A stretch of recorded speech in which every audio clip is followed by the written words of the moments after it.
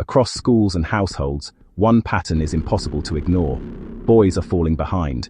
This is not sudden, and it is not mysterious. The Fractal Divinity Model, expressed across 4 books, Vote for Yourself, The Golden Egg, You Know Not God, and The God Form, maps how relational collapse unfolds across men, families, and the structures they sustain. What we see today is the final stage of a process that began long before. Long before a boy struggles, the field of men around him has already fractured. When men no longer trust each other, stand with each other, or align in purpose, the masculine collaborative field collapses. And with it, the authority that fathers depend on. The God form shows how this disunity destabilizes every layer beneath it.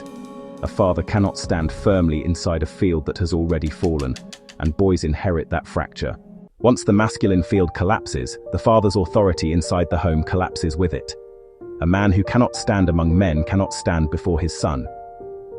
The Golden Egg explores this specific dimension of the parental relationship, how misalignment, indulgence, and avoidance quietly disable male development long before adolescence.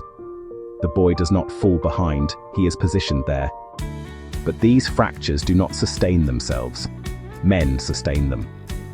Vote for Yourself reveals how men surrender responsibility long before they become fathers. You Know Not God shows how easily they confuse dominance with virtue, admiring those who undermine them. Boys absorb this posture before they can name it, learning to look upward for validation instead of inward for truth. If the collapse of boys strengthens those in power, then the correction cannot begin in institutions. It begins with men reclaiming the authority they surrendered, rebuilding the masculine field from the bottom upward. The full logic of this work is mapped across the Fractal Divinity Model's books. Vote for Yourself, The Golden Egg, You Know Not God, and The God Form. All 4 are available at rictextual.codes.aa for readers ready to begin the work where it truly starts.